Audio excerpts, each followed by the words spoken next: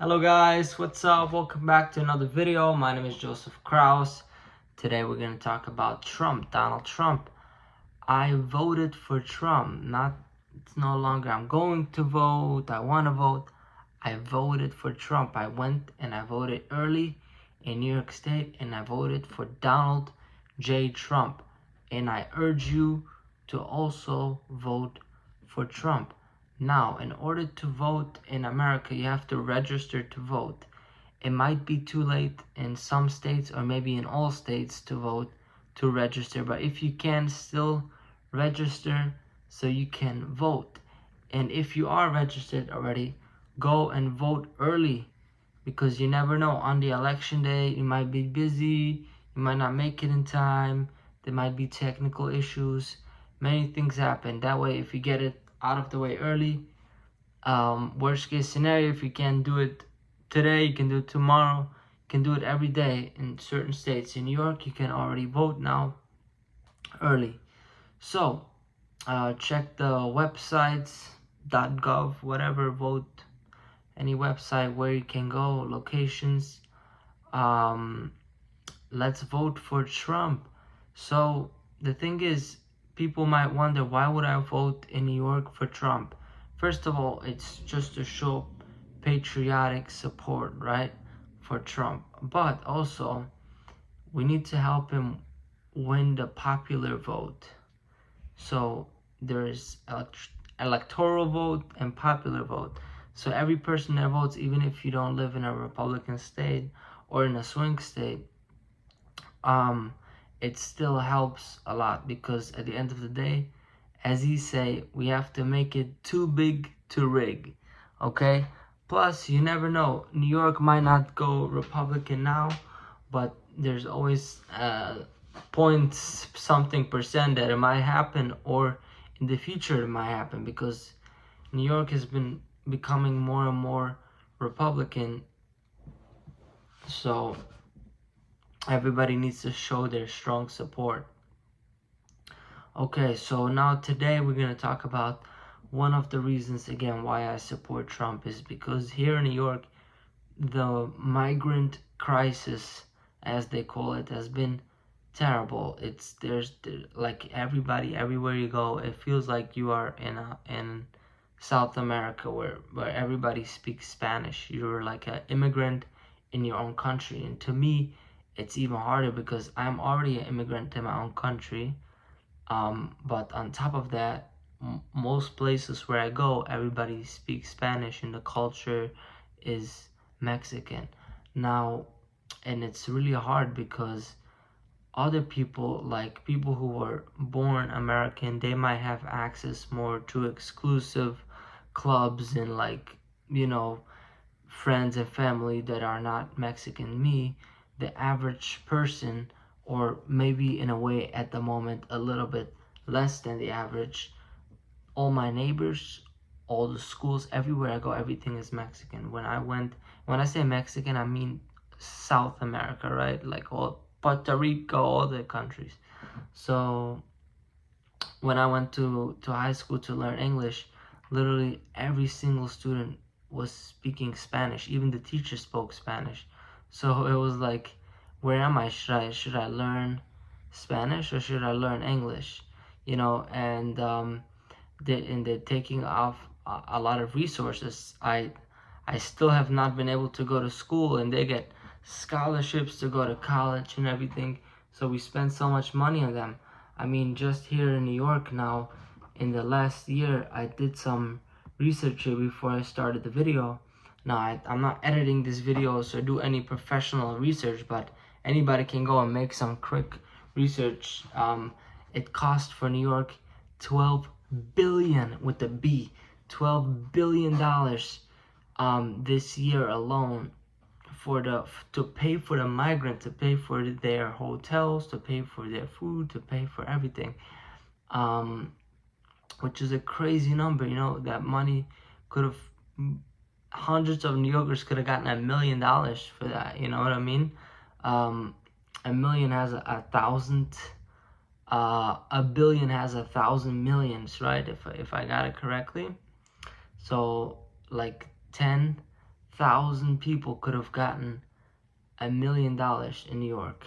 Tell me if I got the math correctly.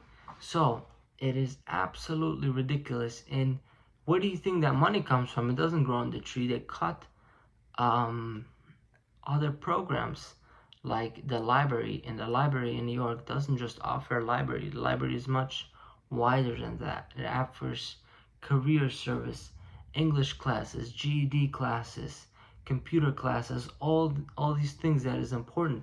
And when I vote for what matters to me, what affects my life, my day-to-day life. Critical services that I need from the library is no longer offered, or it's not open on the days that I need it. So it used to be in the biggest, one of the biggest, or the biggest city in America, which is New York, that libraries were open Saturday and Sunday, or at least even one, not even one library now is open in the whole city. It used to be what all of them were open. So now, like, if somebody works 5 days a week, they work from like 9 to 5 or longer than that. By the time they get off work, libraries might be closed. But on the weekend, you were able to go to the library, maybe take classes, maybe borrow some books, different things. So that was one of the things I lost. And then schools, very important, programs were cut. And they even cut security officers at schools. You never know, there might be shootings and stuff. There's like security guards at schools. They even cut that. So I have here my computer is where I took some numbers before I started recording this video. I quickly looked at I actually found, out of all the articles, New York Times, which is super liberal, they would want to hide. It was actually super hard. It wasn't, when I tried to Google the basic facts on how much it has been costing just New York, this whole migrant thing, it was hard to find a fact, because these algorithms, they want to hide it. They don't want to tell you the truth. But the truth is, we all know it. We all see it. It's in our lives. Whether you live in New York or other states, in Miami, in Florida, in Texas, I've been all of these places, and it's even worse over there, right? Those are bordered. They're bordering with Mexico, but here, it's also terrible.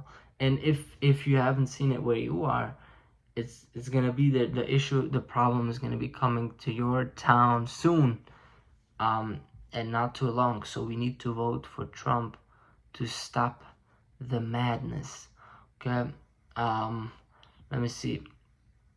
So Mayor Eric Adams, I'm gonna read a little bit. I try to make some notes. Let me see if I said already everything. City officials said that the education department would be cut by 547 million this fiscal year. Fiscal means a financial year, right? And 600 million next year. So this is just the education department. And the article that I took these numbers from is an old article from like almost 8 months ago. So the problem is only getting worse and worse, dramatically worse. And if Harris wins, it's gonna become out of pocket, out of control. So let me see, what is this article?